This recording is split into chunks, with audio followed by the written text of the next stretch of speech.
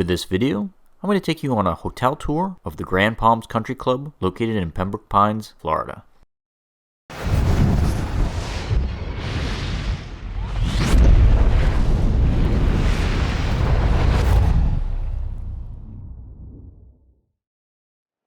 I recently went on vacation in South Florida, and for someone who goes to Orlando a lot and is used to the selection of hotels available in Central Florida, South Florida can be pretty rough. The main reason I say that is the inflation down here in South Florida has just gone crazy. I was born and raised in Florida, and I was born in Fort Lauderdale. People would move down here from New York because it was so much cheaper, when it came to the cost of living and the cost of housing and everything.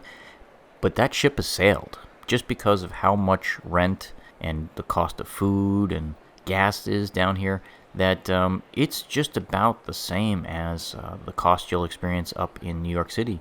As a matter of fact, when I stayed in Brooklyn last year on a vacation, I actually spent less on the hotel and the food on a New York City vacation versus down here in South Florida. So it's just gotten out of whack when it comes to the costs and how expensive South Florida has become.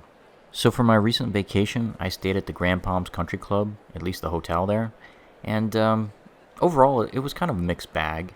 I mean, if you look at the grounds and the 3 golf courses here, as well as, the maintenance on the outside of the buildings, the landscaping was impeccable, the swimming pool looked great, the fountains were all running and, pretty well maintained. I mean, there was some green water in one of them, but overall, it was pretty nice on the outside of the building.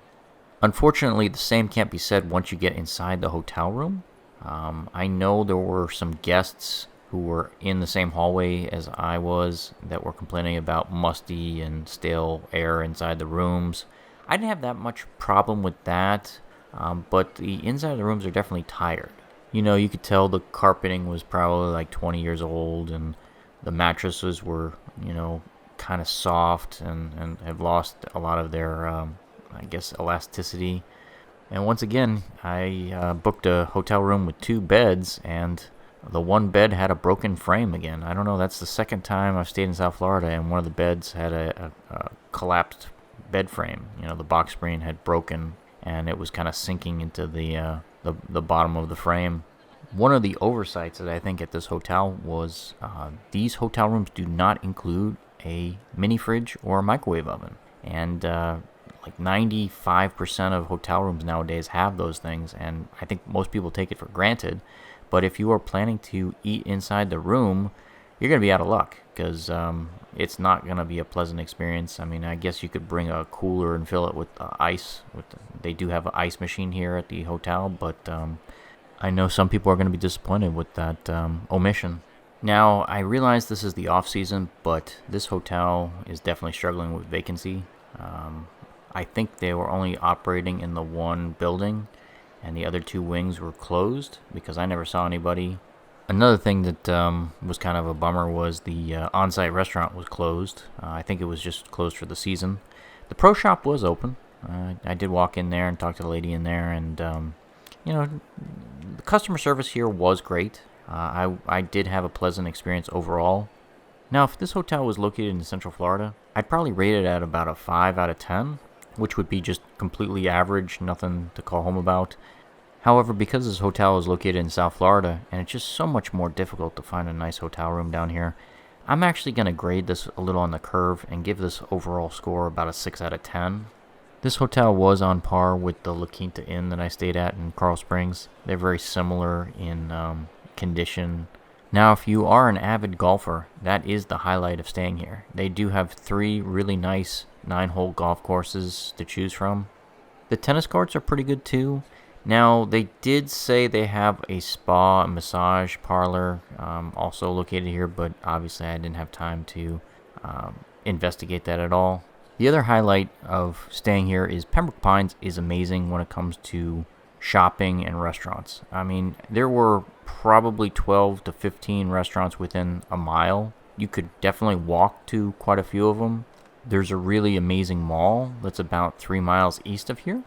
And not only that, but the location is ideal because this is like 2 traffic lights away from Interstate 75, so you can hop on 75 and get to almost anywhere in the state in no time.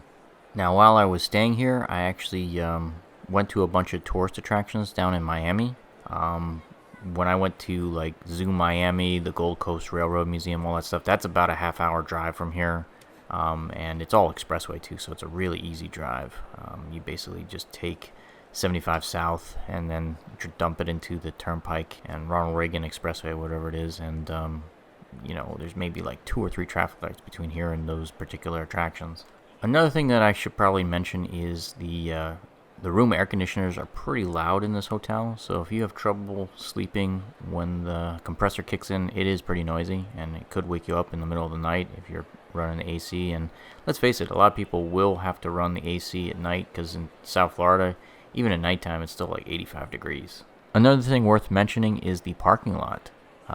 It's shared between the golf course and the hotel, so during the day, it is tough getting a good parking spot. You have to usually park pretty far away, and it's a hell of a walk. After about 6 o'clock, when the golf course is closed, then it's very easy to park for the hotel, but prior to that, it can be a challenge. One last thing worth mentioning, parking is not included in the hotel room. So if you need to park your car, that's going to be an additional $7 per day to use that lot. Another thing worth mentioning is this hotel is old. It was built before like ADA wheelchair accessibility was a thing, and there's a lot of staircases, and the rooms themselves aren't very pleasant if you're trying to navigate in a wheelchair. For example, the bathroom doesn't have grab handles. It's very small and tight inside. There's no rubber mat or any type of like textured bottom to the tub, so you could easily fall down and slip. So if you are somebody who needs like really good wheelchair accommodations, this is not the hotel to stay at. So for my bottom line, I would say that this hotel is average to maybe slightly better than average. I booked this hotel for about $70 a night. For that price, it was okay. I wouldn't recommend spending much more than that. I stayed at this hotel for about 3 days, and I encountered a lot of people who were complaining about their rooms being too dirty, or the air conditioner not working, or leaking plumbing. I just can't see recommending this place at all. There were so many people who were just unhappy with the stay that even though I had a pretty decent experience, I seem to be the outlier and not the norm. My recommendation would be to spend a little more on your hotel accommodations and stay near Sawgrass Mills, where the hotels are a lot newer.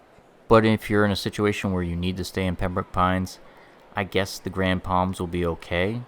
But just realize that your hotel room is going to be pretty old.